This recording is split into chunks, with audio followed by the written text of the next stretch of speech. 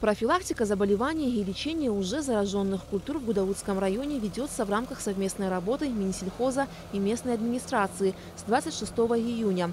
Рабочие группы по борьбе с насекомыми-вредителями созданы при районных машинно-технических станциях. В Гудаутском районе лечение растений от американской белой бабочки ведется в 11 селах, наиболее пострадавших от насекомого вредителя. Если у нас менее стал вреден мраморный клоп, то опять возобновил свою болезнь именно белая американская бабочка. Она также вредна для растительности, первым долгом для всей зелени, которая есть придорожная, там, где проезжает транспорт, меньше в лесных массивах. Но тем не менее, поэтому с использованием техники мы проводим обработку этих массивов.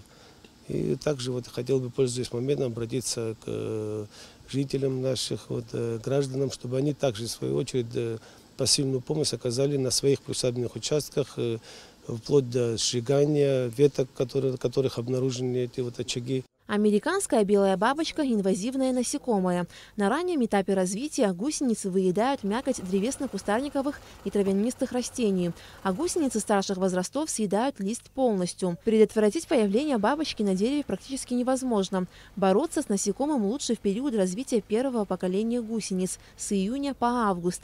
Поэтому сейчас специалисты обрабатывают растения специальными химическими веществами. Работу мы свою проводим, выделяем средства, топливо, препараты химические. И таким образом проводим на общественных местах, придорожной, при трассе обработку, где она в основном активизирована. В каждом районе у нас есть машино-тракторные станции. В Ачимчирах и в Гудаутах по 4 бригады, то есть по 4 бака, которым пользуются. А в остальных по 2, где-то 1, где менее представлены они.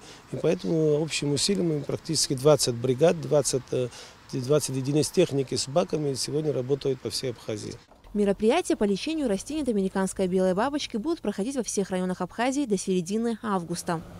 Аля Катрапш, Алексей Агухава, Абхазское телевидение.